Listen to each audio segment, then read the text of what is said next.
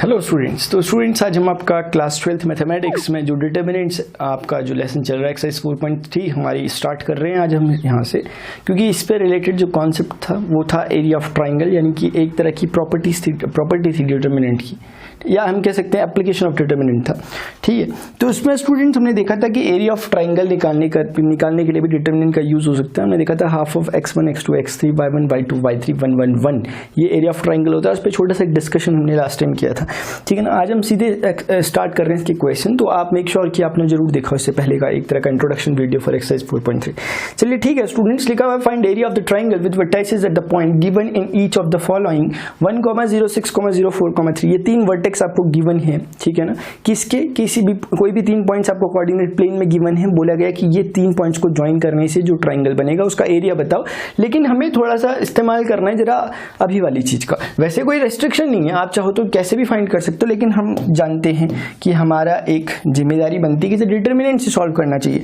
तो हम चाहते हैं कि ये जो चीज दी गई है इसे हम सॉल्व करें, और हम कर रहे हैं। ठीक है ना, देखना ये ऐसे करके था, ये ऐसे करके था, ये आपका कोऑर्डिनेट प्लेन हो गया। उस कोऑर्डिनेट प्लेन में आपके पास एग्जिस्ट कर रहा होगा ना, यहाँ कहीं पर ये तीन पॉइंट्स आपके दिख रहे होंगे, उन्हीं को जरा फटाफट यहाँ पर शो कर लेते हैं। रुकिएगा जरा, देखिएगा ये यहाँ पर y एक्सिस होगी और यहाँ पर x एक्सिस होगी। 1, 0 यहीं कहीं रहता होगा, 1, 0 यहीं कहीं बैठा रहता होगा x एक्सिस में। क्लियर है? ठीक है, ये 0, 0 जरा दिखा देते हैं, इसको ओरिजिन है यहाँ पर। और ऐसे ही 6, 0 भी यहीं कहीं पर x एक्सिस में ही बैठा रहता होगा, 6, 0। और उसके बाद 4, 3 यानी 1 और 6 के बीच में कहीं 4 होता होगा और 3 ऊपर, यानी कि कहीं यहाँ हम कह सकते हैं कि 4, 3 होगा। एक रफ स्केच है लेकिन वैसा ही है, स्ट्रक्चर वैसा ही है इसका, ऐसे ही होगा। यहाँ कहीं पर सामने 3 पॉइंट होगा ना, तभी तो 3 हाइट में गया। अब स्टूडेंट्स हम समझ गए हमें करना क्या है। हमें बहुत सिंपल सा एक वर्क करना है कि इसको इसके साथ ज्वाइन कर देना और इसको इसके साथ ज्वाइन कर देना, और ये आपस में ज्वाइन हो जाएगा। तो आपका ये जो चीज बनी इसे हम कहेंगे कि आपका ट्राइंगल बन गया। ठीक है, ये आपका ट्राइंगल बन गया। क्लियर है नहीं बात? ठीक है, इसको मैं यहां से ऐसे कर ज्वाइन कर लेता हूं। ये जो ट्राइंगल बना हुआ है ना, इस ट्राइंगल का एरिया अपने को फाइंड करना है। यानी कि यहां से अगर मैं इसको ऐसा कर लूं और इसको ऐसा कर लूं, ये एरिया जो दे रखा है फाइंड करना है। अब ये एरिया हम कैसे कैसे फाइंड कर सकते हैं, देखिएगा जरा फटाफट। अगर ना स्टूडेंट्स मैं आपसे पूछूं ये हाइट कितनी, आप सीधे बोल सकते हो कि ये हाइट 3 है। क्यों? और ये कोऑर्डिनेट कितना है? 4, 0 है। 3 क्यों बोल सकते हो? क्योंकि 3 वर्टिकल हाइट में ही तो इसका कोऑर्डिनेट y था। क्लियर है, ये हमें समझ में आ गया कि ये 3 हाइट है। अब मुझे बताइए क्या मैं इसका बता सकता हूं कि यहां से लेकर यहां तक का लेंथ कितना होगा, यहां से लेकर यहां तक का लेंथ कितना होगा? क्या मैं बता सकता हूं? हाँ, मैं इजीली बता सकता हूं, क्योंकि ना देखो ध्यान से समझ लेना, क्योंकि यहां से लेकर यहां तक तो 6 हो गया लेंथ x कोऑर्डिनेट में, और यहां से लेकर यहां तक का लेंथ तो कितना हो गया? 1 हो गया। ठीक है ना, अब मुझे बताइए ये पूरा लेंथ 6 है, यहां तक 1 है, तो 6 में से 1 जाएगा, कितना बचेगा? 5 ना। ठीक है, तो ये कितना होगा? 5 होगा। ये कितना होगा? वेरी गुड, ये 5 होगा ये लेंथ। ठीक है, और आप ऐसे भी समझ सकते हो कि यहां से यहां तक 1 और उससे आगे 5 ऐड होगा तो पूरा 6 बनेगा। अलग अलग तरीके समझने के, आप किसी से भी समझ सकते हैं। ये हो गया। उस समय स्टूडेंट्स आप समझ रहे होंगे कि इस ट्राइंगल का बेस 5 यूनिट है और इसकी हाइट 3 यूनिट है। यानी मैं इसका एरिया अगर निकालूं, मैं जानता हूं एरिया क्या होता है, half into base into height. जानते हो नहीं जानते हो फॉर्मूले को? बेस इंटू हाइट होता है। जब मैं इसको लिखूंगा यहाँ पर, मैं लिखूंगा हाफ इंटू बेस कितना आया था? 5। हाइट कितनी आई थी? फटाफट देखो 3, तो 5 3 सा कितना होता है? 15/2, यानी कि ये स्क्वायर यूनिट। ठीक है ना, ये आपका इसका एरिया आ गया, ये एरिया ऑफ ट्राइंगल आ गया जो पूछा गया था, जिसके वर्टाइसेस ये थे। कितना? 15/2। नोट कर लो इसे। क्लियर है? ठीक है, बस ये हो गया एक चीज। हम लेकिन ना अभी हमें, क्योंकि मुझे तो नहीं लग रहा, हमें नहीं बोला था कि कैसे करके निकालो, लेकिन नहीं, हमें फिलहाल ऐसे करके नहीं निकालना। हम निकालना चाहेंगे इसको डिटर्मिनेंट की प्रॉपर्टी यूज कर। अब हम डिटर्मिनेंट की प्रॉपर्टी से इसी चीज को सॉल्व कर रहे हैं। 15/2 कैसे? आपको ऐसे नहीं करना वैसे, ठीक है ना। हाँ, वैसे एग्जाम में अगर ये आ गया वैसे कुछ कहा नहीं जा सकता, उन्हें स्पेशली लिखना पड़ेगा फिर कि डिटर्मिनेंट से ही करो इसे सॉल्व। तब आप ऐसा करना कि इसका हम बोलेंगे कि भाई कोऑर्डिनेट में तो एक वाला फॉर्मूला भी लगता था, half of x1 y2 - 5 3 + x2 y3 - y1 + x3 y1 - y2। तो उसी को हम डिटर्मिनेंट की फॉर्म में ऐसा कह सकते हैं, x1 x2 x3, ये वही फॉर्मूला है, y1 y2 y3, और ये हो गया 1 1 1। ठीक है ना, ये क्योंकि ना हर समय इतना सिंपल नहीं होता ट्रायंगल दिया हुआ, कभी ट्रायंगल कहीं भी टेढ़ा मेढ़ा कुछ भी दिया हो सकता है। जैसे भी आपने बहुत आसानी से इसका सब कुछ दिया हुआ था निकाल लिया ना, कभी टाइम लग जाता है, उसके लिए फॉर्मूले बने हुए हैं कि ये ईजी करेगा आपको, लेकिन इसका मतलब ये नहीं होता कि वो गलत है, जो पहले यूज किए गए वो बिल्कुल सही थे। आप अगर देखो कि x1 y1 कौन है तो आप इसको कंपेयर कर सकते हो। आप बोल सकते हो कि भाई इसे x1 बोल लो, इसे y1 बोल लो, इसे x2 बोल लो, इसे y2 बोल लो, करस्पॉन्डिंग के साथ करस्पॉन्डिंग बोलना, यानी 2 के साथ 2 बोलना, 3 के साथ 3 बोलना, जैसे x3 के साथ y3। अब आप बोलोगे यहाँ पर x1 कितना है, 164, बोलो 164 है कि नहीं है, x1 x2 x3। Similarly y1 y2 y3 को देखो 0 0 देन 3, उसके बाद अपने पास क्या है 1 1 1, ठीक है ना। हाँ, अब आप मुझे बताइए कि किसके अलोंग एक्सपेंड करना पसंद करोगे। मैं तो कॉलम 2 के अलोंग एक्सपेंड करना पसंद करूंगा। क्यों? क्योंकि इसमें 2 जीरोस मिल रहे हैं, कैलकुलेशन कम पड़ेगा। ये आप समझ रहे हैं बात को। तो मैं पसंद करूंगा कि मैं इसके अलोंग एक्सपेंड करूं, और कॉलम 2 के अलोंग एक्सपेंड कर रहा हूं, ध्यान रखना कॉलम 2 के अलोंग एक्सपेंड कर रहा हूं। इसकी पोजीशन क्या है, इसकी पोजीशन है कौन सी, 1 2, यानी फर्स्ट रो सेकंड कॉलम, यानी कि ऑड, तो कोई फर्क नहीं पड़ता ऑड से। ये भी कितना होगा 2 2, यानी कि इवन। इवन ऑड क्यों बोल रहा हूं, ताकि प्लस माइनस के साइन का मैं ध्यान रखूं। मैं ये कहना चाह रहा हूं कि मैं फर्स्ट ऑफ ऑल ऐसे करूंगा 0 0 जब लिखूंगा तो फिर ये इसके करस्पॉन्डिंग कायदे से ऐसा होना था ना कि 0 में मैंने इसे ऐसे करना था, इसे ऐसे करना था। अब 6 का 1 से मल्टीप्लाई करना था और 4 का 1 से मल्टीप्लाई करना था। आपके लिए मैं कर भी रहा हूं ऐसे, वरना जरूरत नहीं है, 0 हो जाने वाले हो। फिर 0 का नंबर आएगा, नेक्स्ट 0 का, जब नेक्स्ट 0 का मतलब नंबर आएगा तो आपको इस 0 के ऊपर ऐसे इसको कॉलम को वेनिश करना होगा, फिर करस्पॉन्डिंग इसकी जो रो है उसको ऐसे।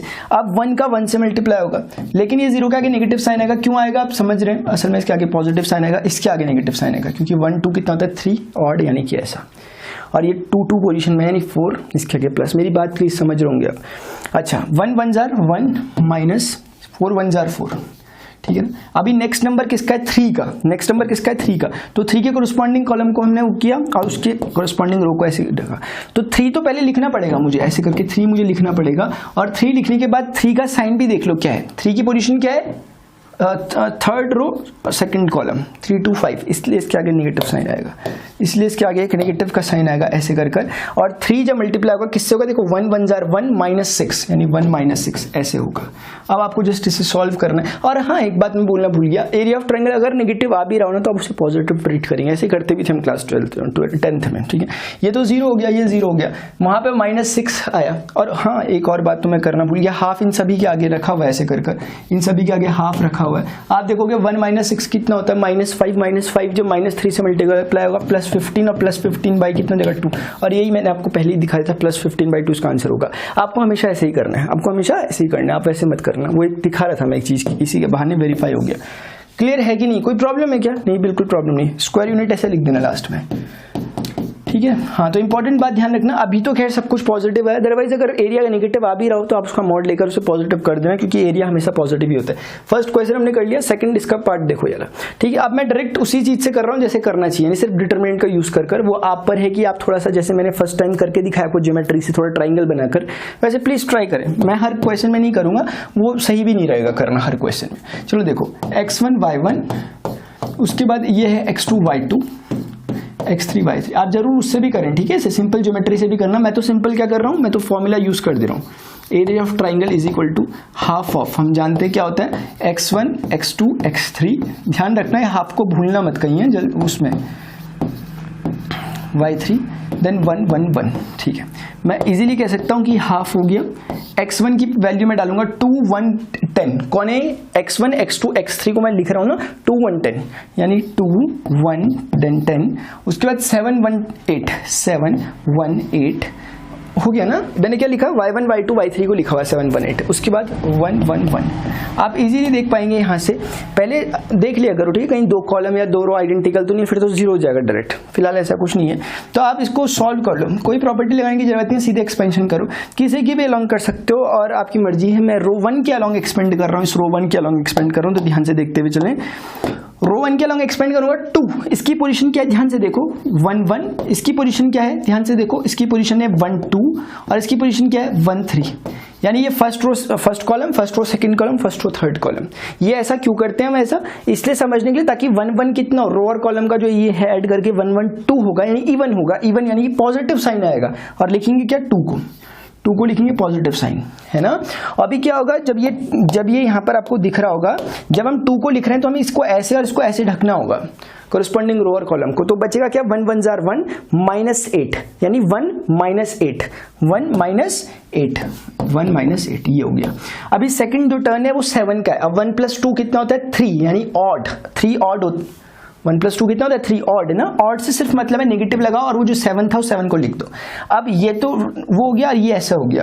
अब आप देखोगे 1 1 जार 1 -10, तो 1 - 10 इज व्हाट, -9, 1 - 10 इज -9। तो ये अच्छा, मैं ऐसे लिख लेता हूँ इसको ना, 1 - 10 ऐसे लिख लेता हूँ, चलो ठीक है। फिर प्लस करूंगा, क्यों प्लस करूंगा, क्योंकि ये जो है थर्ड वाला 1 3 है, यानी 1 + 3 4 होता है, 4 इवन नंबर, उसके कारण प्लस, और जो चीज लिखी है यानी 1 लिखना पड़ेगा। अब अंदर क्या आएगा वो डिसाइड होगा इससे, ये ऐसे क्लोज होगा। तो आप देखोगे कि 1 8 जार और 1 10 जार, यानी कि मुझे लिखना पड़ेगा 8 - 10, 8 - 10, ये हो गया 8 - 10। क्लियर है बात, ठीक है ना। तो बस अब मुझे कुछ बोलना है क्या, कि आपने कर लिया सब कुछ, वेरी गुड, ठीक है ना। अब तो बहुत इजी है, हमें कुछ नहीं करना है, इसे सिंपल सॉल्व करना है। ये जो लिखा हुआ है हाफ को हाफ लिख दो, उसके बाद यहाँ पर 1 - 8 कितना होता है, -7 2 -14 होता है, -9 हो गया, -9 7 से कितना होता है, 7 9 से कितना होता है, 63 ना, हाँ 63। तो ये -9 63 हो गया, वो भी पॉजिटिव, ठीक है ना। और उसके बाद ये 10 - 2 हो गया, ऐसे करके, ठीक है ना। आप इन्हें थोड़ा सा सॉल्व कीजिए। 61 हो गया, 61 में से हमें 14 को माइनस करना है। 11 - 4 7 होता है, और 5 - 1 कितना होता है, 4 होता है। ये 47/2, यानी 47/2 यूनिट स्क्वायर, ये आपका इसका रिजल्ट हो गया, ठीक है ना। सारा कैलकुलेशन सही होगा ना। 14 2 कितना होता है, 16, और अगर हम 63 में से 16 को माइनस करें कितना होगा, 7, और यहाँ पर 5 में से 4 का 4, ठीक है, ठीक है, ठीक है, ठीक है। तो ये स्टूडेंट्स आपके सामने है, ठीक है ना, कैलकुलेशन, ठीक है। आप इसे आराम से नोट कर लीजिए। ये इसका सेकंड पार्ट था, ये सेकंड पार्ट था, आपको दिख रहा होगा, ठीक है ना। उसको थोड़ा सा मर्ज मत करना, वो अलग चीज़ है, ये बिल्कुल जो दिख रहा है वही है, ठीक है। चलो सेकंड पार्ट भी हो गया, 47/2 दिख रहा है इसका आंसर। थर्ड पार्ट जो स्टूडेंट्स दिया गया है, फिर से वही काम करो, x1 x2 x1 y1 x2 y2 x3 y3। जब आप ज्योमेट्री का यूज करोगे ना, ज्योमेट्री का जब आप यूज करोगे ना, उससे क्या होगा ना, एक क्लैरिटी जाएगी और कॉन्फिडेंस आ जाएगा कि आंसर सही है कि नहीं है, ठीक है ना। जैसे यहाँ पर आपने देखा 15/2 में हमें पहले से ही पता था कि ज्योमेट्री से भी दिख रहा है, इससे ज्योमेट्री का भी हल्का सा यूज कर लो अगर टाइम मिल रहा है तो, ठीक है ना। हाँ ठीक है। अभी स्टूडेंट्स हम यहाँ पर आते हैं और हम देखेंगे कि क्या होगा।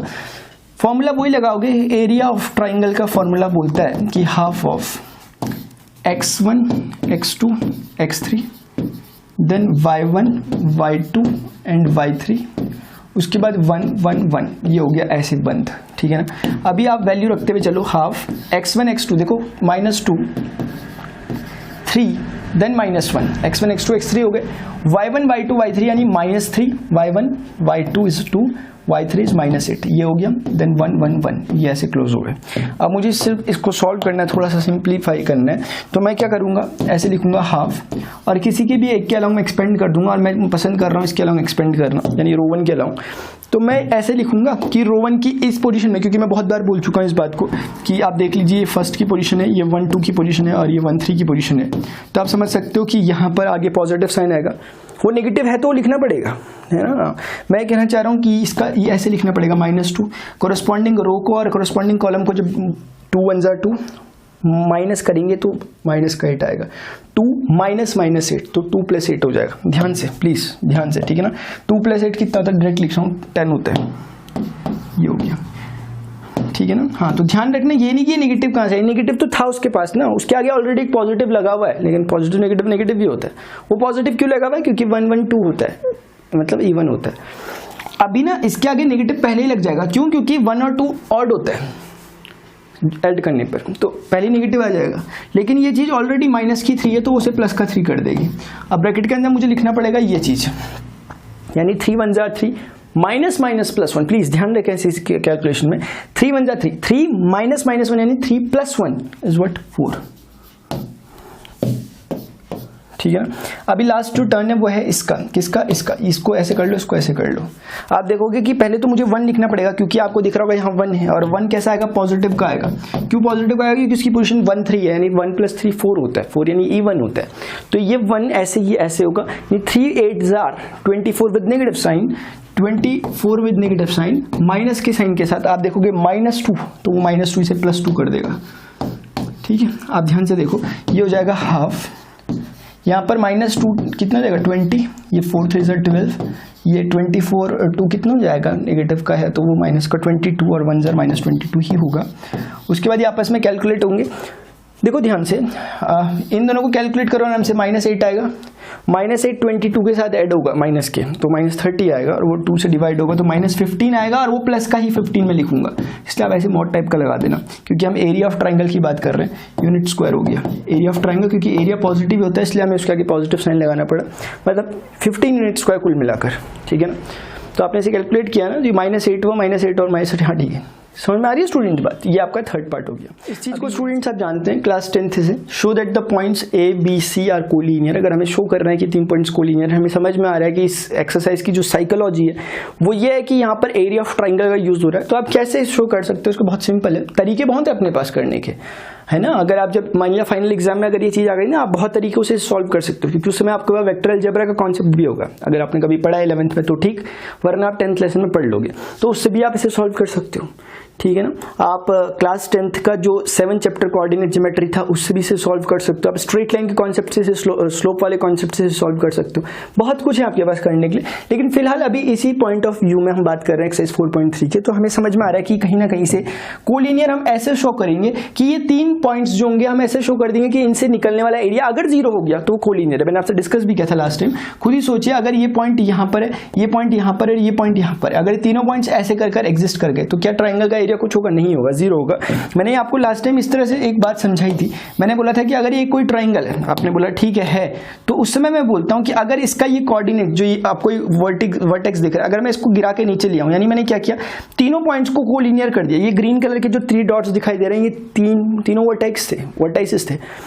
तो अगर ये तीनों एक ही लाइन में आ गए, आपको ट्राइंगल का एरिया 0 होता हुआ दिख रहा हो, क्योंकि पहले एरिया था कुछ, इसके बीच में कुछ था, अब देखो 0 हो गया, कुछ भी नहीं बचा। यानी जब भी 3 पॉइंट कोलिनियर होते हैं तो उसका मतलब उनका एरिया 0 होता है, या वाइस वर्सा।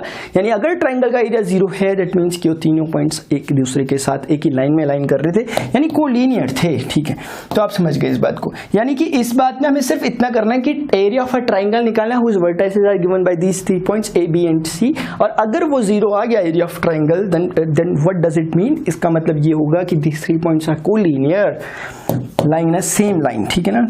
देखो चलो कहां पर है ये ठीक है। अब जरा ध्यान से देखना, ये इसको x1 कह लेता हूं, इसको y1। ध्यान से समझ रहे हो, x1 कौन है A, y1 कौन है B प्लस C, x2 कौन है B, y2 कौन है C प्लस A, x3 कौन है C, और आपको समझ में आ रहा होगा A प्लस B को क्या कह दोगे? y3। क्लियर है? बोलो प्रॉब्लम तो नहीं है, ठीक है। तो हम बोलेंगे एरिया ऑफ ट्राइंगल हम सभी जानते हैं हाफ। देखो हाफ का ध्यान रखना, स्टूडेंट्स भूल जाते हैं हाफ लगाना, ठीक है ना। हाफ को प्लीज जरूर ध्यान रखें, ठीक है ना। y1 y2 y3 then 1 then 1 then 1, ठीक है। अभी मुझे कुछ नहीं करना, बहुत सिंपल सा काम करना है। हाफ ऑफ x1 के प्लेस पे देखो कौन है A, x2 के प्लेस पे कौन है B, x3 के प्लेस पे कौन है C, यानी कि x1 x2 x3 लिख दिया मैंने। अभी मुझे करना है y1 y2 y3। y1 कौन है प्लीज ध्यान से? B प्लस C है। y2 कौन है ध्यान से? C प्लस A है। और y3 कौन है? A प्लस B है। उसके बाद क्या है? 1 है, ठीक है। इसको यहाँ पर जो आपको दिखाई दे रहा है, इसको हम कैसे कर सकते हैं? इसको हम ऐसे सॉल्व कर सकते हैं ना कि हाफ लिखा और मैं कुछ प्रॉपर्टीज का इस्तेमाल कर रहा हूं ताकि मेरे लिए, वैसे तो मैं सीधे एक्सपेंशन कर सकता हूं, लेकिन मैं क्या कर रहा हूं ताकि कुछ एक्सपेंशन में थोड़ी कमी आ जाए, थोड़ा सा मुझे कम एफर्ट डालने पड़े, उसके लिए मैं एक काम कर रहा हूं कि जो ये दिया गया चीज है इसमें से मैं ऐसा कर दे रहा हूं कि मुझे रो 1 में से मैं such that row 1 minus rho 2 कर दे रहा हूं, और रो 2 सच दैट मैं रो 2 नहीं ऐसा करता हूं, हाँ रो 2 such that row 2 minus rho 3 कर लेता हूं। तो ऐसा करने से क्या होगा, आप समझ रहे होंगे क्या होगा। देखो मैं दिखाता हूं, जब रो 1 माइनस रो 2 करूंगा यानी कि A माइनस B रो 1 में आएगा, इसमें से देखो B प्लस C में से मुझे C प्लस A को माइनस करना है। अब आप मुझे आसानी से बताओ, C कैंसिल हो जाएंगे, B माइनस A बचेगा नहीं बचेगा? बचेगा, ठीक है। अब मुझे जो लास्ट टाइम दिख रहा होगा आपको, लास्ट यहाँ पर 1 माइनस 1 कितना हो जाएगा? 0 हो जाएगा, ठीक है। अभी यहाँ पर देखो B माइनस C, क्योंकि मैंने R2 को भी डिफाइन करा इस तरह से कि B माइनस C होगा, वैसे ही वो C प्लस A जो लिखा हुआ है उसमें से माइनस होगा A प्लस B, और आप देख पाओगे A कैंसिल हो गया, C माइनस B आएगा, ऐसे कर। क्लियर है बात? ठीक है, ये भी हो गया। अभी जो थर्ड वाला है यानी 1 माइनस 1 वो कितना होगा? 0 होगा, 0 लिख दूंगा उसे ऐसे करके। 1 माइनस 1 कितना होगा? 0 लिख दिया। अभी लास्ट टर्म जो बचा है वो C then a plus b ऐसे करके बचा हुआ, और उसके बाद यहाँ पर 1 बचा हुआ है। बोलो प्रॉब्लम तो नहीं है, बस सिंपल से काम था। ये जरूरी नहीं है आप इस प्रॉपर्टी का इस्तेमाल करो, आप एक्सपेंशन भी कर सकते हो, लेकिन प्रॉपर्टी का इस्तेमाल इसलिए कर रहे हैं क्योंकि एक्सरसाइज 4.2 भी हम पढ़ के आ रखे हैं, कुछ तो फायदा उठाएं थोड़ा बहुत। अब क्या होगा, थोड़ा सा सॉल्व करने के लिए ज़्यादा दिक्कत नहीं होगी वैसे, ठीक है ना। देखो चलो, अब मैं इसके अलॉन्ग एक्सपेंड करूंगा, इसके अलॉन्ग कॉलम 3 के, उससे ये 2 टर्म तो 0 जाएंगे, सिर्फ मुझे इससे काम लेना होगा। और इसकी पोजीशन क्या आप देख पा रहे हो, इसकी पोजीशन है थर्ड रो थर्ड कॉलम, 3 + 3 6, यानी कि इवन, यानी कि पॉजिटिव साइन आएगा।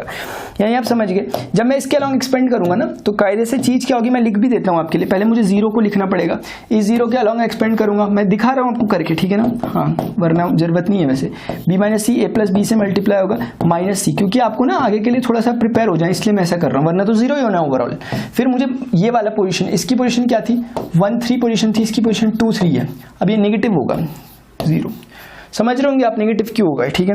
चलो ठीक है, अभी इसका तो यही होगा एक चीज, और दूसरा इसको ऐसे वैनिश करना होगा। अभी a - b किससे मल्टीप्लाई होगा, a + b से, एक चीज इससे मल्टीप्लाई होगा, फिर माइनस के साइन के साथ ये आपस में मल्टीप्लाई होंगे, यानी c × b - a, ये मल्टीप्लाई होगा, ऐसे करके ये भी क्लोज हो गया। बोलो कोई प्रॉब्लम तो नहीं है, ठीक है, ये भी हो गया। अभी थर्ड वाला जो आपको दिखाई दे रहा है, ये फर्स्ट वाली पोजीशन, क्योंकि इसकी पोजीशन कौन सी है आपकी 3 पोजीशन है, यानी प्लस की पोजीशन है, क्योंकि 3 + 3 6 होता है। इसका मतलब मुझे प्लस का 1 लिखना पड़ेगा, और ब्रैकेट के अंदर मुझे ये इनका मल्टीप्लाई, समझ रहे हो ना आप। a - b c - b से मल्टीप्लाई होगा, a - b c - b से मल्टीप्लाई होगा, और उसके बाद माइनस होगा a - b c माइनस होगा b - c और b - a का मल्टीप्लीकेशन, b - c और a - b का मल्टीप्लीकेशन। दिखाई दे रहा है क्या, b - c और a - b का मल्टीप्लिकेशन, गलत लिख दिया हमने, b - c और a - b नहीं, b - c और b - a का मल्टीप्लिकेशन, ये मल्टीप्लाई हो गया। समझ में आ रही है, a - b इससे मल्टीप्लाई हुआ, b - c b - a से मल्टीप्लाई हुआ माइनस के साइन से, आगे 1 क्यों है सब है, ठीक है। तो मैं आपको दिखाना चाह रहा था कि ये तो सीधे 0 हो ही जाएगा, ये 0 हो गया पूरा, ये पूरा 0 हो गया, ठीक है ना, ठीक है। a - b इससे मल्टीप्लाई होगा, कुछ कॉमन तो नहीं है, हाँ कॉमन आ रहा है, इसलिए मुझे रुकना होगा, क्योंकि आप देख रहे हो कि यहाँ से a - b और यहाँ से भी a - b जैसा बन सकता है, क्योंकि उस चीज़ पे फोकस करो जरा, एक मिनट देखना जरा। a - b जो लिखा हुआ वो ठीक है, c - b जो लिखा हुआ वो ठीक है।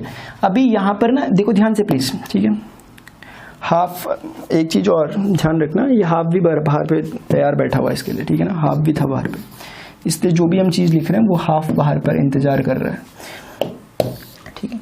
तो देखो इसी चीज को मैं थोड़ा सा ट्रांसफॉर्म कर रहा हूँ, देखो ध्यान से, इस b - a में से एक नेगेटिव साइन कॉमन ले रहा हूँ, बाहर वाले नेगेटिव को पॉजिटिव कर देगा, उससे होगा क्या ना, उससे क्या होगा, जब नेगेटिव कॉमन ले लिया तो ये ऐसा हो जाएगा ना, इसके साइन चेंज हो जाएंगे, a - b में कन्वर्ट हो जाएगा। मेरी बात समझ पा रहे हो ना बहुत आसानी से, ठीक है। नेगेटिव जब कॉमन लूंगा तो वो a - b बन जाएगा, ठीक है। अब इस चीज को सॉल्व करना मैंने असल में किया इसलिए था ऐसा, ताकि मुझे यहाँ से ये चीज और ये चीज कॉमन मिल जाए। अब जब ये चीज मुझे कॉमन मिल गई तो हाफ तो था ही, a - b मुझे कॉमन मिल गया, ठीक है। a - b जब मुझे कॉमन मिल गया तो अंदर बचा c - b, अब माइनस का, सॉरी c - b प्लस का b - c, प्लस का b - c, ये बचा, ठीक है ना, क्योंकि a - b कॉमन आ गया। अब स्टूडेंट्स एक बार बताइए, -b ने इस प्लस b को कैंसिल कर दिया, प्लस c ने इस -c को कैंसिल कर दिया, यानी बचा क्या, हाफ इंटू a - b, अंदर सब आपस में कैलकुलेट करके 0 हो गया, और ओवरऑल आंसर क्या हो गया, 0 हो गया, 0 यूनिट स्क्वायर, ठीक है ना, 0 यूनिट स्क्वायर। ये क्या निकला स्टूडेंट, 0 यूनिट स्क्वायर एरिया निकला of a triangle whose vertices are given by these 3 points, ये जो आपको दिए गए थे। अब मुझे बताइए कोलिनियर है कि नहीं। हमने पहले डिस्कशन किया था कि अगर एरिया ऑफ ट्राइंगल 0 आएगा तो डेफिनेटली कोलिनियर होगा, आपके आंखों के सामने, ठीक है ना। इसका मतलब ये कोलिनियर हो गया। सॉल्व करने का अपना अपना तरीका हो सकता है, मैंने अपने तरीके से किया, ठीक है ना। आपको सूट करता हो तो आप इससे करें, अदरवाइज जो भी आपको लगता हो कि मुझे ये नहीं करना, मुझे डायरेक्ट सॉल्व करना है, वो भी आप कर सकते हैं, ठीक है ना। ये स्टूडेंट्स आपके सामने, तो स्टूडेंट्स हमने एक्सरसाइज 4.3 के क्वेश्चन नंबर 2 तक देख लिया। इसके आगे के जो क्वेश्चंस बचे हुए हैं उन्हें हम करेंगे अपने नेक्स्ट लेक्चर में। अगर आपको ये लेक्चर इन्फॉर्मेटिव लगा तो प्लीज इस वीडियो लेक्चर को लाइक जरूर करें, अदर नीडी स्टूडेंट के साथ से जरूर शेयर करने का कष्ट करें, और इस वीडियो के डिस्क्रिप्शन में जाएं, चैप्टर नंबर 1 से लेकर 13 तक के सभी चैप्टर्स के जो लिंक हैं चैप्टर में, आप लिंक पे क्लिक करते उस चैप्टर में क्लिक कर जाओगे, इन चैप्टर्स की प्लेलिस्ट आपको दी गई है वहाँ पर। और सब्सक्राइब जरूर करें चैनल को, और बेल आइकन को जरूर प्रेस करें ताकि आपको फ्यूचर अपकमिंग वीडियो लेक्चर्स की नोटिफिकेशन मिलते रहें, जो फिजिक्स केमिस्ट्री मैथमेटिक्स के वीडियो लेक्चर्स आते हैं उनके लिए। और अपने जो जूनियर्स हैं 10th 11th 12th के, उनके साथ भी इस वीडियो लेक्चर को शेयर किया कीजिए, क्योंकि उनके लिए भी कंटेंट है 10th 11th क्लास के स्टूडेंट्स को, ठीक है ना, 12th के अलावा, ठीक है। तो स्टूडेंट्स अभी के लिए फिलहाल इतना ही, मिलता है अपने नेक्स्ट लेक्चर में, till then good bye, see you, take care.